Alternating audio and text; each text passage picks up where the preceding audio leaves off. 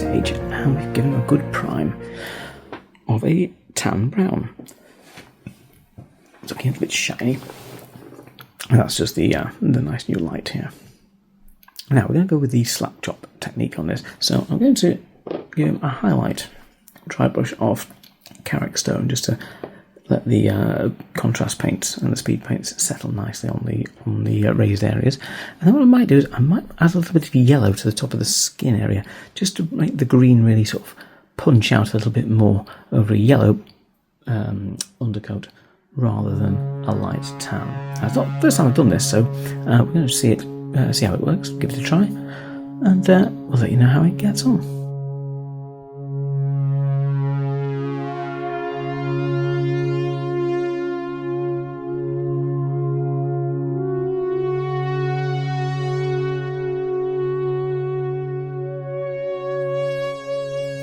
Using a smaller brush here. You can use a big sort of tank size brush if you fancy it, but it's all the same. You're just literally dry brushing it from the top down just to pick up the raised areas. With a good dry brush, also bring out some of the veins on him as well, which we might try and pick those out at the end in some suitably bright yellow. In fact, just looking at my supply of colours, I think I've got one in mind that might do that rather nicely. Maybe a little bit much there, that's fine.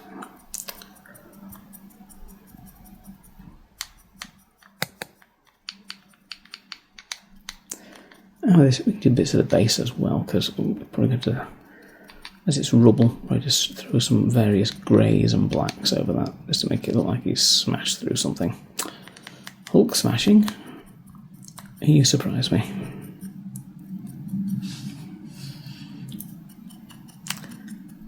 Continue all around that. And we'll have a look at the next stage when we get there in a minute.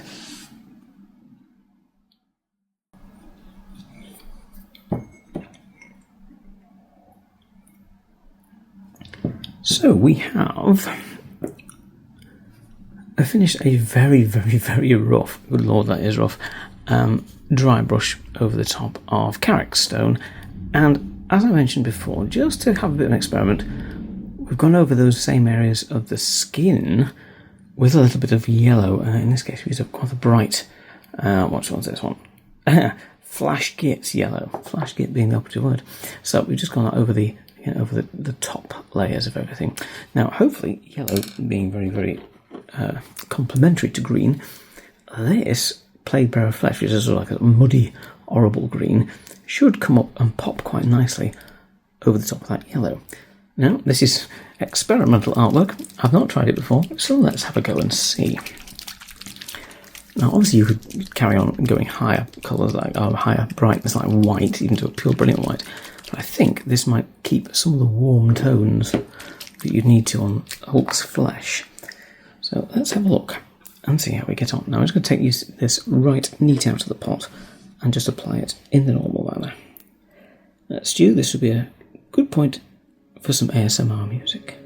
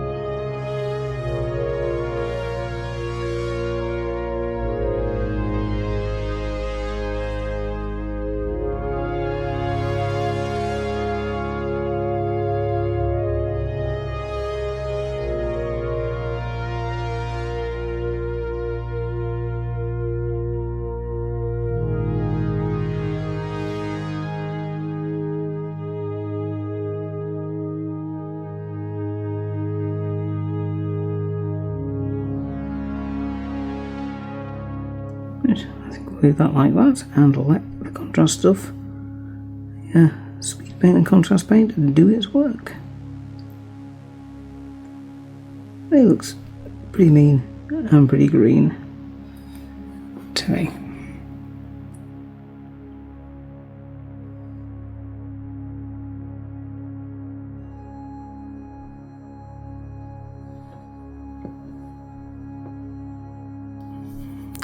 So we've let the contrast paint dry, and now we've got a fairly good, a rather muddy green skin tone all over the Hulk. But if you look at the box art over here, it needs to be a little bit brighter, we think. So let's make up a bright one, and maybe a brighter green, and dry brush that over. So I've got two here, what used to be it's a Warboss green, a rather goblin-y green, and again the same yellow we used just before. What I'm going to do is mix that literally 50-50, gives this sort of rather lime green effect here. And we're going to dry brush some of that onto the raised areas and just see if that brings out some of the muscles a little bit more. So that's all there.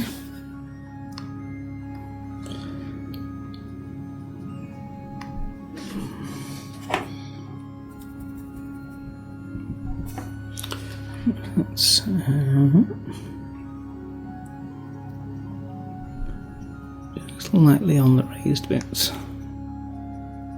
A little bit too thick on that shoulder there. We can always go over with some more of that old green.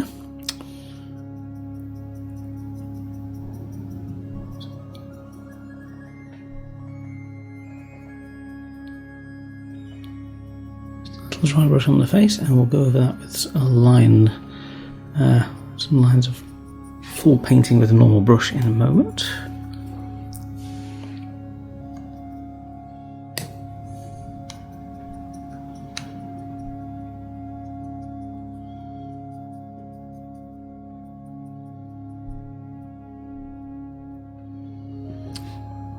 Just aiming to get the tops of the muscle areas. We don't want too sharp a line between colours, that's why I'm just using a dry brush and almost sort of stippling or just gently dabbing at it. Just to sort of flick a bit of colour on. I don't want sharp lines. If I was doing something like armour plated, I might well want very crisp lines sitting on the edge of the armour plates. But with cloth and with skin, we just want that slightly more subtle difference between areas.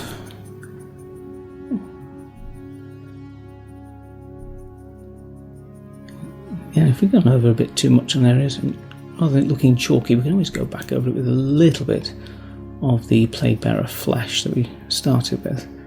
Just take it back a little, then maybe just dry brush over the top again.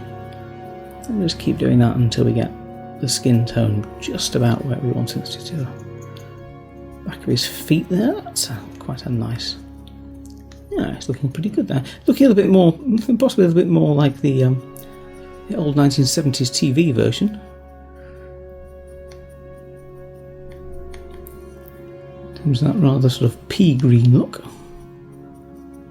But I think we could probably say he's pretty instantly recognisable as who he's supposed to be. And on a board game, that's what you're looking for. You need to be able to tell where your little character marker is on the board. All the more fun if it looks a lot more like the comic strips that they came from. His knuckles there. As looking at some of the stats in the game, he does smash. Which I guess is the whole reason you'd be wanting to play him. And why not? Just build that shoulder up a little bit more.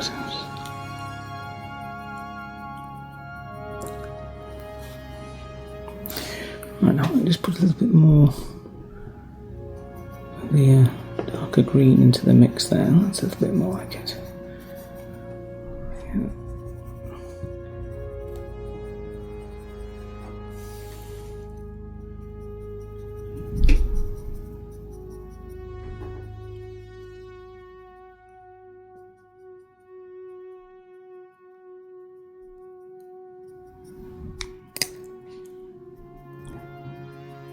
Does look a bit like the big meaner brother of the Poddington peas.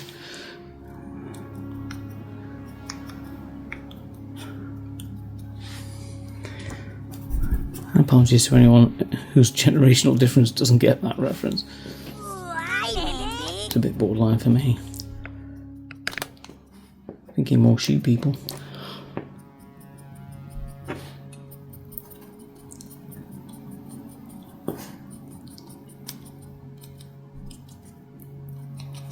Now again, if we're getting on any of this on the rubble effect on the base, we're not too bothered about that. We're going to do the base bit last of all. To get the character in first, any of the textured basing we can deal with right at the end. Well, back when I actually did Magneto as a model, it's got a lot of the basing is integral to his model as he sort of rises with girders and stuff attaching to him or being attracted to him.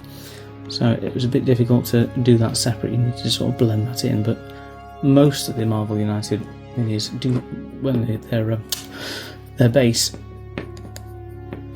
doesn't interfere with the model too much, which is good for painting.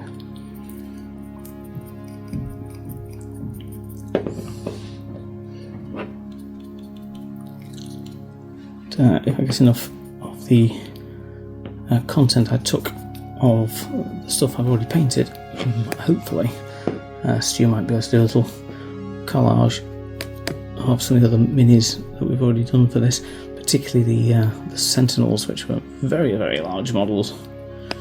Quite good fun to paint, bit of a challenge, but they look good in the end, and they're particularly tricky to get rid of in game as well, which is just as it should be.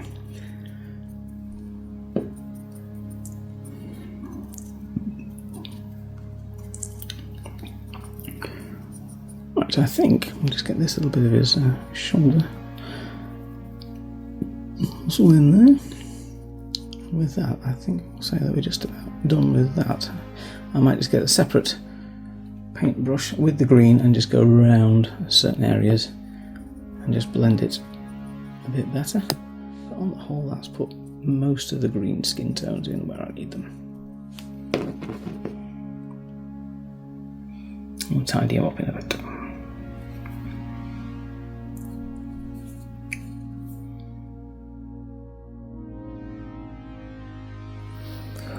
Well, we've let some stuff dry overnight, and we've done a little bit of extra as well. Actually, we've done his pants in a sort of off-grey colour.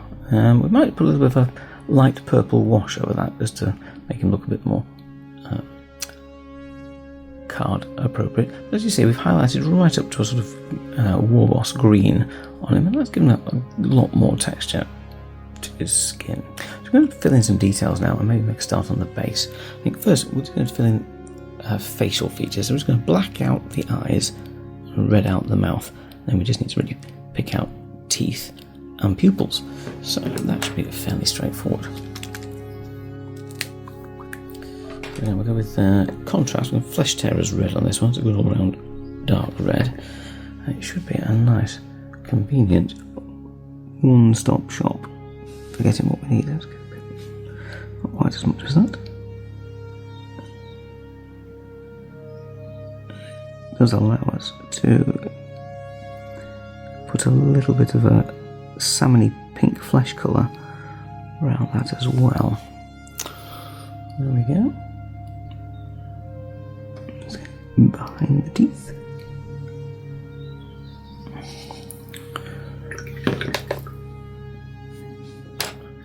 Add a little bit on the eyes as well.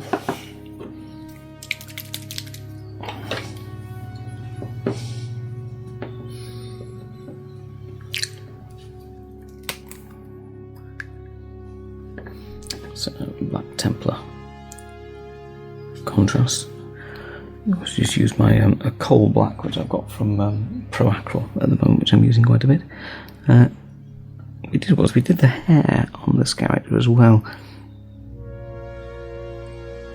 Now, just to make him more like the actual artwork in the game, I actually did the hair a dark green. So, although I'd already done it in black, what we then did was just dry brushed it with a very, very dark green. I think we used Caliban green, a light dry brush with a bit of black mixed in, and then I did a quick wash of grey back over it just to darken it down, so it looks like black hair, but there's still that overarching green theme going on, and I think it's just helpful on that one. Now for the base, we're probably going to use some contrast and dry brush just to pick out the concrete and the girder that's in there. Now our options are grey, which if you use a contrast grey it'll give us that sort of colour, but maybe if we blacken it down a bit to bring up our lighter greys, that might work better, and that'll give a bit more contrast. So we're going to do the black onto the base, and then we'll be in a position to start highlighting that when we're finished. Right, now that that's dried, let's put some fine details in. So just put a little bit of white and black on our wet palette there, because those are what we're going to be using here. I'm just going to put a little bit of white and just use the tip of the usual sized brush, all the brushes are available, and just pick out the teeth and the pupils. Now, the trick with the pupils is you can just do 2 dots with a gap in between, and that does the eye, or you can do the oval part of the eye and then put a black dot in the middle. Either way works. So let's just do the teeth very carefully.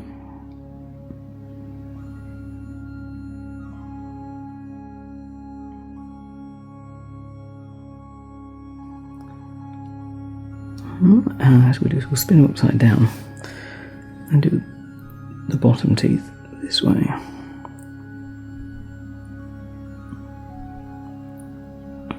Try to leave just a little bit of red at the bottom, just to show where the teeth are, and where possible a little bit of a gap between each tooth, so they can stand out a bit more. Let's just square those off. There we are, something a little like that. I think it already looks quite shouty and cross there. Let's just dot the eyeballs in. Now these are quite big models, and there's quite a big eyeball area, so I think we can look carefully underneath the eyebrow there. I think we can get the eyeball in.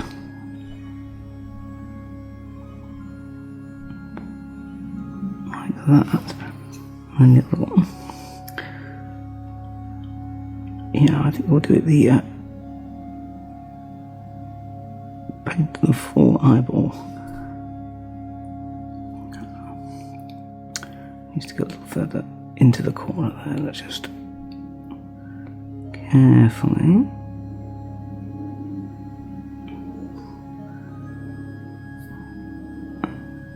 There we go. Now we can point that a little bit in towards the nose slightly.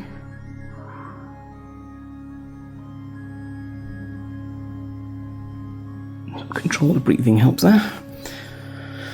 Yes, and we'll put some little dots in there, and he'll look particularly fierce. And let's find a suitable purple and maybe give those pants a wash. I think I've got a wash of paint, that is, not an actual laundry. Not that I'm saying the Hulk's in any way, shape or form unsanitary. What have we got here? This looks like an old Warlock purple. That looks about what we'll just water that down on the wet palette. Just do a little wash over, or maybe a dry brush. I think let's do a little light dry brush. That might work better. Dry brush is for getting onto raised areas, and that's what we're looking for here. We want to be like a dark grey, purpley pattern. So I'm just going to literally take a little from the top of the lid there, maybe a little bit much,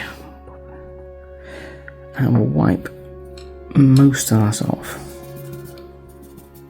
so it's nearly gone. There we go. Right, now I was waiting for the face. Let me just do a little on the top, just a little flick, just to give that hint of that purple hue on his pants. Yeah, I think that's doing it. Obviously where the contrast paint is not stuck to the raised areas as much, that gives space where the purple can pick up and still leave the grey as a kind of recessed colour. Yeah, it's not actually picking up very well on the camera, but you can certainly see it in person. Let's just sort of almost dab that on, flick it on.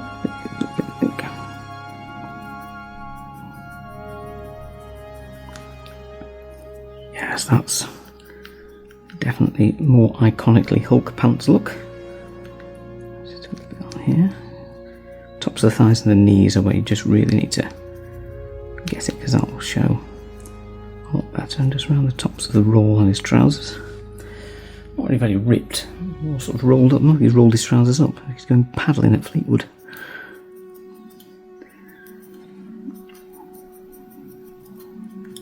Just a bit under here as well, just catch that.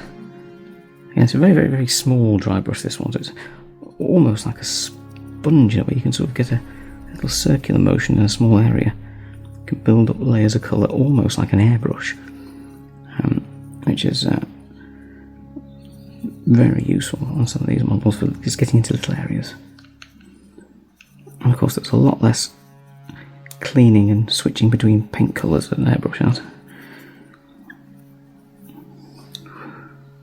Let's just work on the posterior a little. The top there.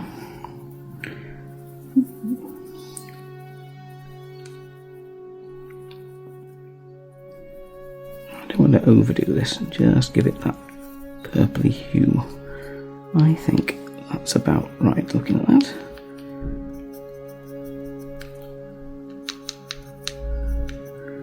And the back of that thigh there. There we go, that will do us for that stage, I think. Just gives that indication of where he is. So, right now, the white of the eyes have dried. We'll just get some black now and just dot in those pupils. Now, the way that these often work is in comic strip form, we might actually be able to do black with like a little white dot in it. That's a little bit mad, but we can always try it. Also, we can use this step to just neaten up and round out the actual eyeball area, just to make sure we've got it. It's a little bit uneven at the top on the right hand side there. I'm just going to turn him round again. It's a bit easy to paint. Just take a little paint off there with a nail, and we're just going to do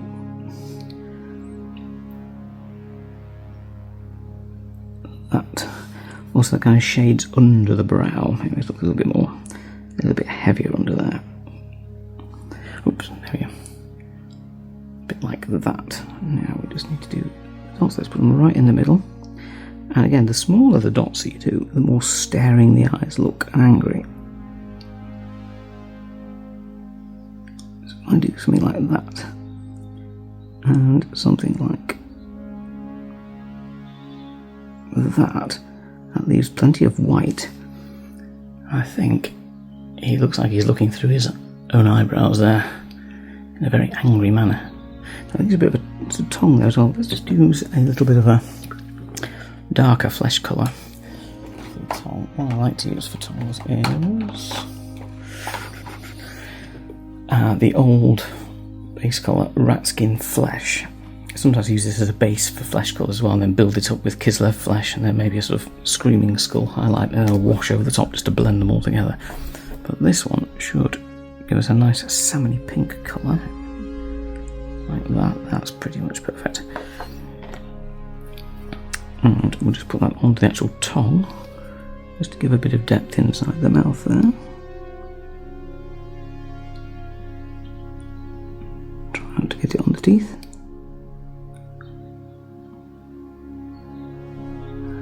Don't need to bring it too far back. And you can always finish off by just doing a bit more of your green highlight around the edge of the lip, but I think we're okay on this one. I think we've managed it. That, I think, gives us a decent face. He looks quite cross. Let's just build that last layer up a little more. That'll do nicely. Right, so I think with that, all we need to do now is dry brush and finish off the base, and he's practically done.